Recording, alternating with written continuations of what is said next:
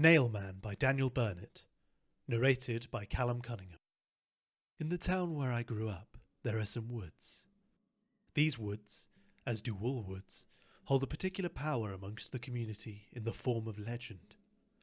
Most ignore it or dismiss it, and a few people still walk their dogs through these woods without knowing or caring about silly legends.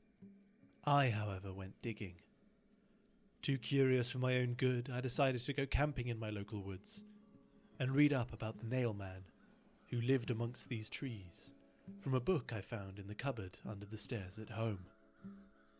The story goes that a couple of 100 years ago or so, when the land I grew up on was still mainly woodland, my town was merely a tiny community of about 50 to 80 people. The exact number can't be known, as the story is as vague as the census that exists from that time. These people lived and worked in about 15 cabins contained within this woodland. Amongst them is the main character of this legend, a blacksmith named Jacob. He lived in cabin number 2, and his work shed was cabin number 3. He was married to a woman named Elizabeth, who ever so desperately wanted a child. He was not so keen on children in general, and certainly had no desire to have his own, but was so wildly in love with Elizabeth that he decided to put all that aside to make her happy. Her happiness was the most important thing to him, and so setting aside his own wishes for her didn't seem to bother him at all. Elizabeth was convinced that Jacob would immediately love the child upon holding it for the first time, and she loved him so that only he could possibly father her children in her eyes, in her heart. Elizabeth fell pregnant after only a couple of weeks of trying, and the pair seemed happy. Jacob had apparently slowly come around to the idea of having a tiny Elizabeth running around the cabin, realizing that her kindness and his business skill could make a promising human being with a potentially bright future in the constantly evolving Great Britain. Business was booming for Jacob at the time, as for the arrival of horse-drawn carriages and better cabins being built, he would need to make lots of horseshoes a day, and thousands of large nails to hammer them in. Things were looking really positive for the young couple, and Jacob was shocked to find that he was even to the point of excitement when thinking of the baby they were about to bring into their lives. When Elizabeth went into labour, there were concerns of complications, as there was a fair amount of blood when her waters broke. Sadly, at this period of time, before effective medicine or proper maternity care, it wasn't uncommon for a woman to die during childbirth, despite several townspeople doing their best to save her. This is exactly what happened to Elizabeth. Josephine, the baby girl, whom Joseph and Elizabeth had decided to so name, should it be a girl, survived. She was a healthy, tiny, beautiful baby girl, with her mother's button nose. Josephine was lovingly cared for by the community, who took it in turns to babysit around the tiny town, whilst Jacob locked himself in his work shed, grieving and working tirelessly. He wouldn't let anybody into his work shed.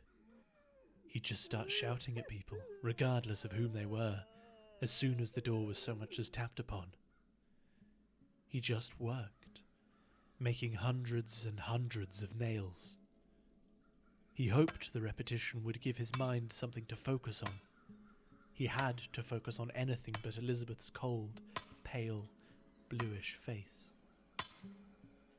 Instead, it just gave him lots of time to focus on what had taken his beloved Elizabeth, her murderer, that disgusting child, Josephine. His rage seemed to slowly build with each strike of the hammer. The other townsfolk could hear his cries of rage with every strike hitting the anvil with a loud clang all the way through most nights. "I didn't even want the damned child!" They had hoped that this grieving stage of fury would pass as he neared Elizabeth's burial, once he'd had more time to process what had happened. The day of the burial arrived. Everybody but Jacob attended. Dressed in white, the townspeople wanted Elizabeth, a popular member of their community, to be guided into heaven with light, and therefore adorned no dark colours. The townsfolk gave Elizabeth a truly meaningful send-off, covering her body with hand-woven blankets made by the children of the town, who had worked tirelessly on them over the past few days. They sang a gentle song and said a prayer. The whole time, the striking of the anvil could be heard throughout the woodland horizon. Elizabeth's body was lowered peacefully into the ground by a pulley system made by the town's dedicated burial director. She was placed in the middle of the town, with no headstone or marker, as the majority of the town believed that markers only reminded people of grief instead of the person themselves. Nightfall came, and because the town slept, nobody noticed the striking of the anvil from Jacob's work shed had ceased. Jacob had made himself a bag out of hide and placed several hundred nails in it, along with 2 hammers, just in case one broke. He then silently and calmly crept out of his cabin and snuck into the cabin next door, cabin number 4. He was searching for Josephine. Because he had locked himself away in his grief, he had no idea which cabin she was being kept in. He searched every room for Josephine, whilst the occupants of the cabin slept. His search was negative. Josephine was not in this one. Jacob then crept into the children's bedroom, where just the one child slept. A little boy lay on his straw bed and slept, conveniently for Jacob, on his back. Jacob crouched down and held one of his freshly forged nails above the left eye of the child. Without hesitation, he silently removed the hammer from his bag, and with one solid tap of the hammer, the nail entered the boy's brain through the eye, killing him instantly. It wasn't Josephine, but he didn't care at this point. In his grief, he saw all children as the cause of his beloved Elizabeth's death. Jacob had gone through the eye, according to the meticulous blueprint he'd concocted in his mind for his daughter's murder, in order to remove the risk of a loud skull crack, which could wake the others in the cabin. As soon as he struck the nail, however, he instantly covered the boy's mouth in case he didn't die instantly and screamed. He lifted the boy's body and removed it from the cabin, placing it in the center of the tiny town, on top of his wife's unmarked grave, ready to be unavoidably seen by all the in-facing cabins when the morning came. He then moved on to the next cabin to continue his search for Josephine. Legend has it that this pattern continued throughout the night, and not a single soul would wake to stop this tragedy. The residents awoke to find the boy's body next to the bodies of the 3 boys who had lived in cabin number 5. They were next to the 2 little girls who had lived in cabin 6. Next to them, another little boy, this time from cabin 7. Every child from every cabin was dead and put in the middle of the town.